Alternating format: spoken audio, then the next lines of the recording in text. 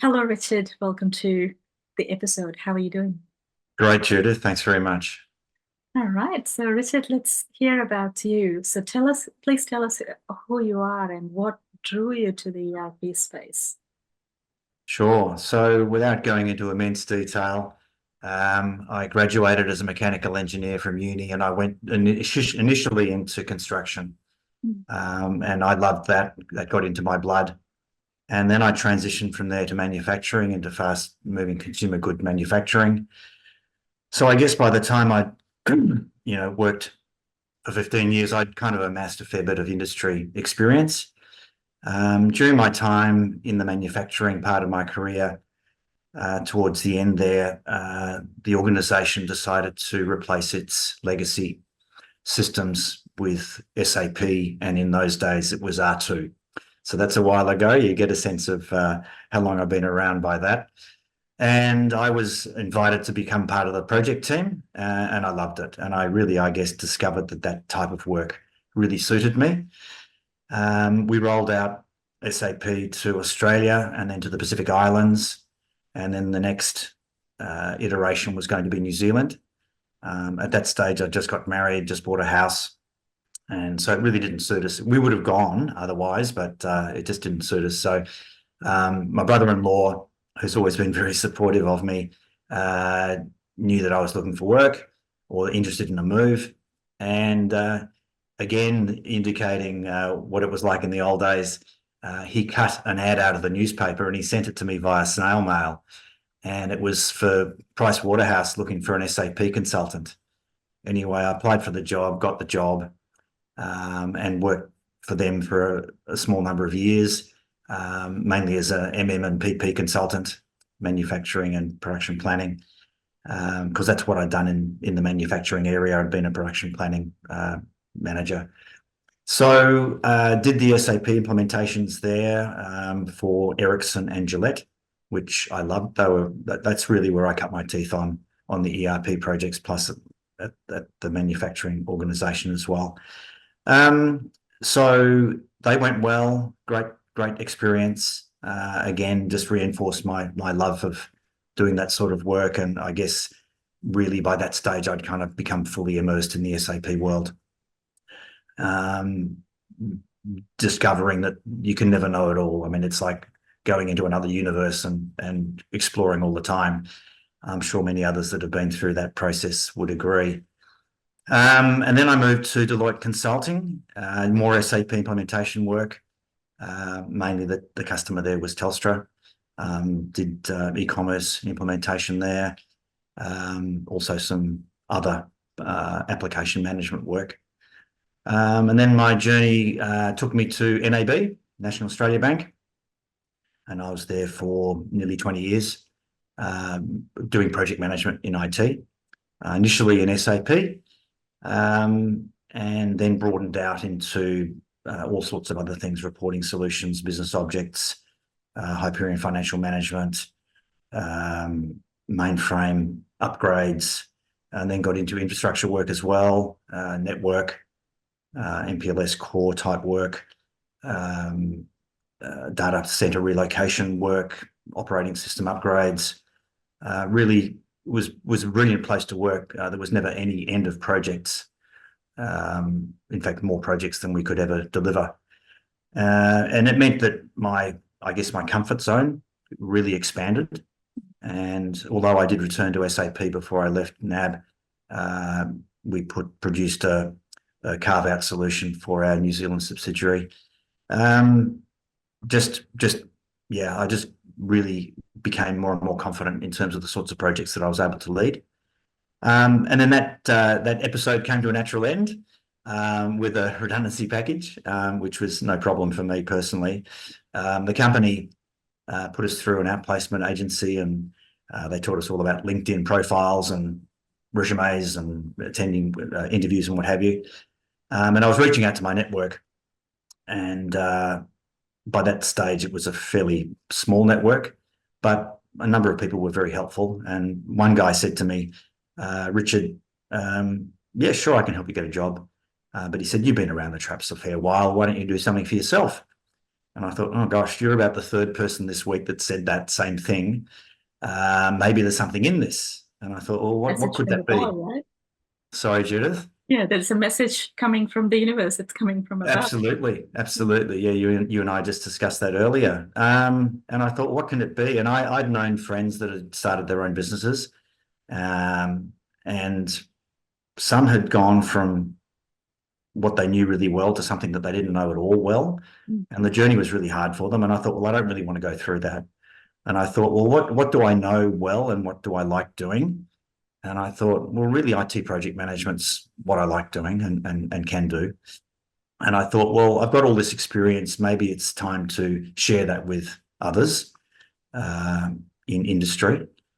I guess having come from the big end of town, all the big companies, I've understood that those companies don't need help delivering projects. Well, that's the view that they would have.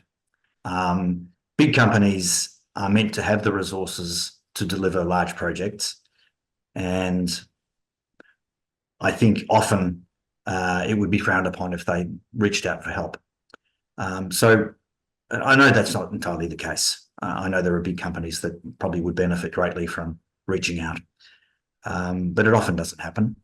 My view at the moment, really, with my business, which is Smart Start Consulting, is to help medium-sized businesses.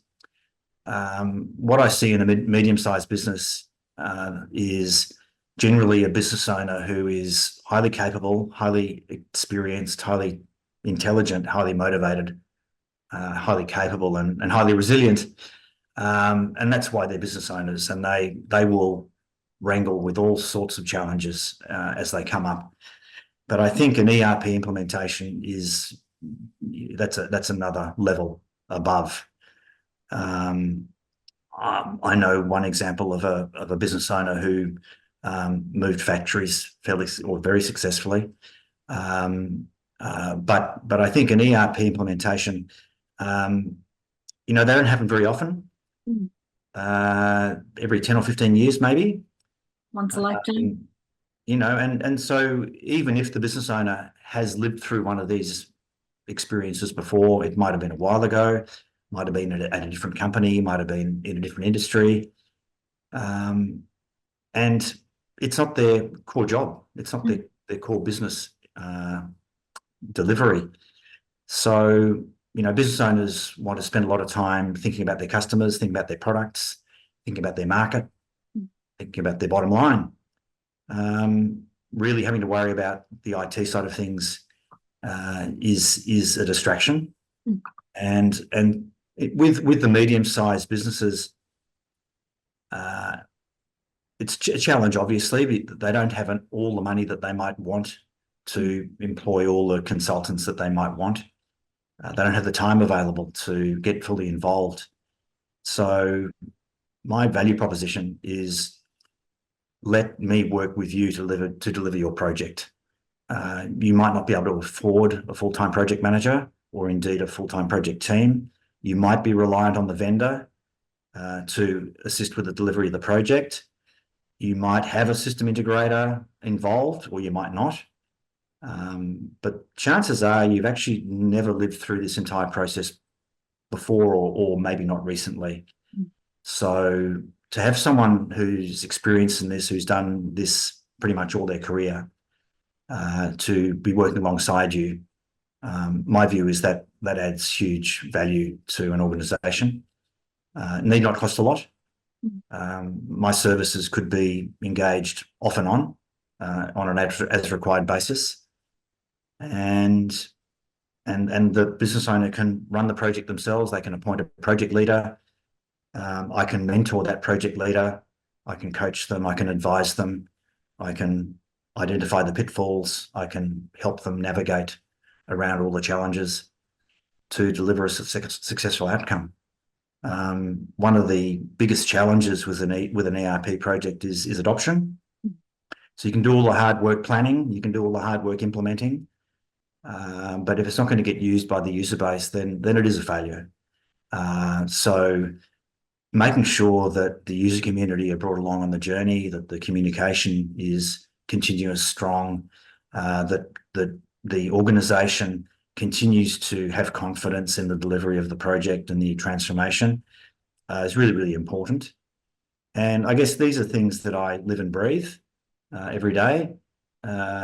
Business owners will do some of that. They'll do a whole range of other things too.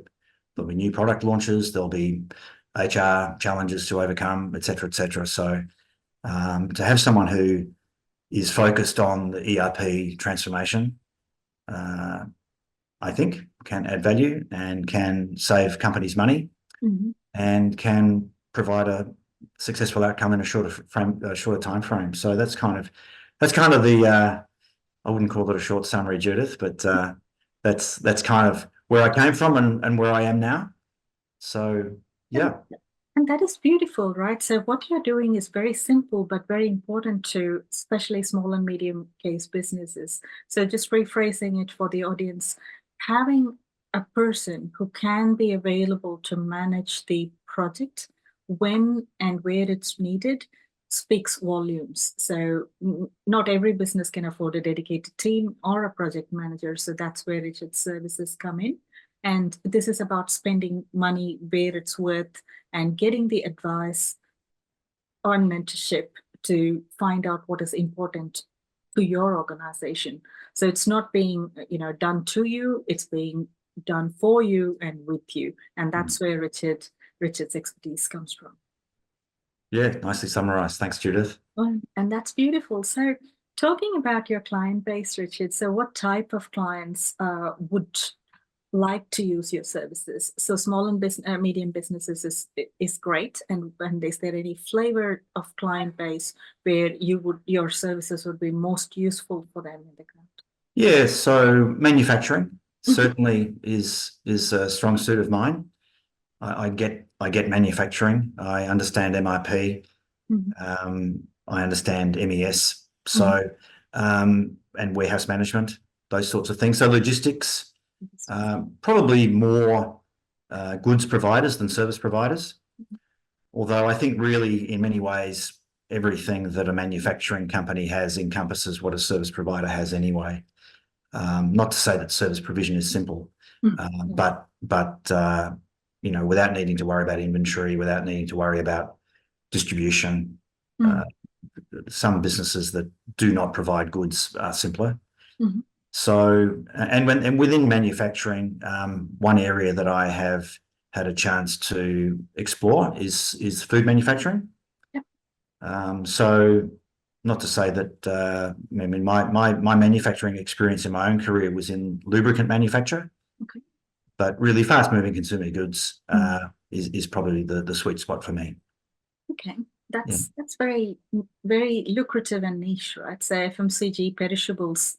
It requires a completely different mindset to manage when compared to a 3PL or any other type of, hard nuts and bolts, which is not going to perish. So very, very interesting and different. So it's a very unique opportunity and the skill set that you carry, Richard. And a lot of people in the ERP community would like to use or pick your brains on that. So what would be the best way for people to reach out to you? Look, probably the simplest way is through LinkedIn. I have a website. I call myself an IT project advocate. So if you Google IT project advocate, my website will pop up there. But really through LinkedIn, probably just a direct message. Let's start a conversation. Let's understand what you're doing, what you're planning. As I mentioned earlier, really the best time to contact me is when you are in the initial planning phase.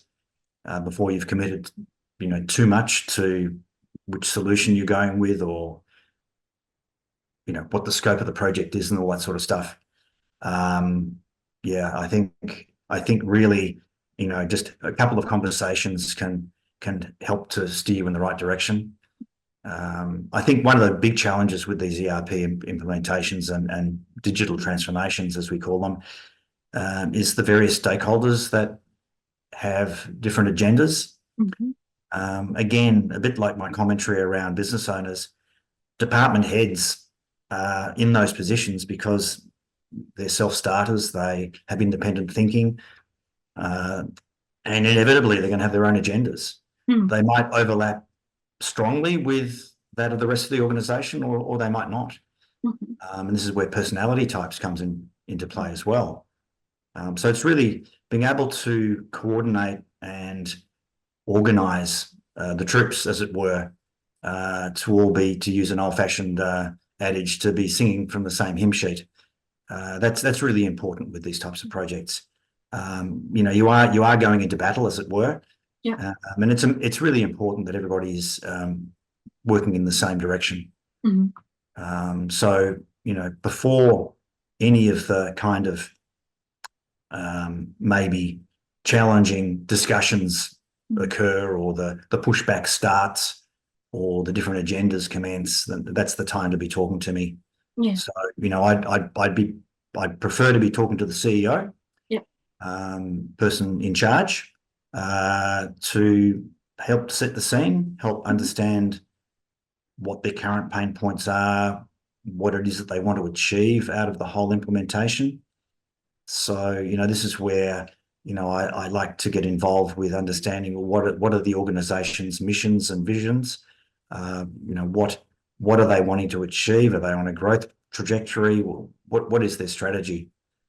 Because I think that really the whole reason for implementing an ERP is to support your strategy. So it's a matter of understanding, first of all, what is the strategy, and then what role can an ERP play? One of the questions that I love to ask is, what would happen if we couldn't spend any money on an ERP? What's the no technology solution? Because what I've often seen is that in preparation for the implementation, you need to cleanse your data, you need to revisit your business processes. These are all things that can happen completely independently of an ERP implementation. And organizations, it's a bit like housekeeping. It's kind of boring, it's not exciting, costs money, it's hard to justify, maybe. But I think, again, contacting me in the early stages is a golden opportunity to talk about some of those non-technology initiatives. An organization will always benefit from cleansed data. It's sometimes hard to understand how organizations operate with some of the data that they've got. And again, business processes. If you've got, let's say, many companies these days amalgamate. There are mergers and what have you. It's not uncommon for the various elements of the business to operate in different ways. One good thing about an ERP is that it will unify the organization, and it will, to some degree, force the creation of common processes, which in the end all streamline and save, help to save money. So, but yeah, there are lots and lots of things that can be done before the and also need to be done before the implementation commences. And absolutely, Richard, you're bringing another big, beautiful point to the surface, right? So there is a lot of value in doing simple things before the implementation. And these have nothing to do with technology, like having a clean data and having clean business processes, understanding your vision properly. So these are things that anyone can undertake at any time, which will make the current and the future easy. So yeah, very well said. You're a wealth of knowledge, and it's a privilege to have you here. And I'm sure the ERP community appreciate what you bring to the table, and you'll get many people reaching out to you. And we'll finish with this one. So if there is one advice to the ERP community or those trying to get into the ERP community, what would that be? Well, I guess in terms of the LinkedIn ERP community, I've found it to be nothing but supportive. I think it's a great community. There are many, many people with lots and lots of knowledge. I found it a great place to learn. I found it really an abundant source of information about, people always steer away from the term best practice, but certainly good practice, good ways to do things, standard practices. It's a great community. It's good to be part of, great place to learn, and you never know, also potentially a great place to find some customers. But yeah, I think really the ERP community primarily is a supportive community. Not to say that others aren't, but yeah, I've found it to be great. I've got a conversation with another member of the community tomorrow. So yeah, it's a vibrant community. It's really valuable to join.